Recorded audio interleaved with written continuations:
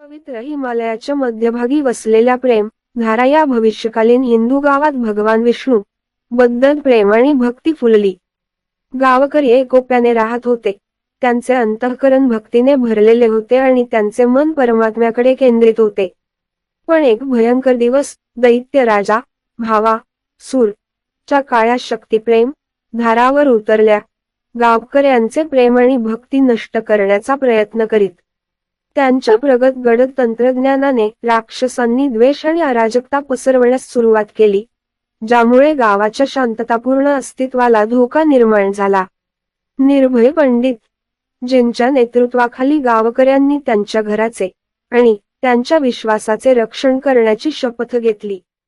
प्रेमधाराच्या ग्रामस्थांनी त्यांच्या अतूट भक्तीने आणि दैवी ऊर्जेने उठलेल्या प्रगत तंत्रज्ञानाने सज्ज राक्षसांविरुद्ध भयंकर युद्ध केले.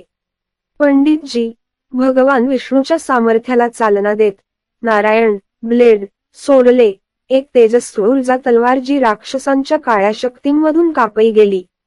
युद्ध सुरू असताना गावकऱ्यांनी विष्णू मंत्र चा उच्चार केला. क्रोधित झालेल्या भव सुराने आपली सर्वात गडद शक्ती सोडली, परंतु गावकऱ्यांनी समाजाच्या सामूहिक भक्तीमुळे निर्माण झालेल्या सुदर्शन शील्ड या शक्तीचा सामना केला. ओम नमो नारायणाच्या अंतिम विजयी जयघोषाने गावकऱ्यांनी राक्षसांचा पराभव केला आणि त्यांना प्रेमधारातून कायमचे हद्दपार केले. गाव वाचले आणि भगवान विष्णूबद्दल प्रेम आणि भक्ती पुन्हा एकदा फुलली. त्यांचा विश्वास आणि एकजुटीने त्यांना अजिंक्य बनवले आहे हे जाणून गावकऱ्यांनी त्यांचा विजय साजरा केला.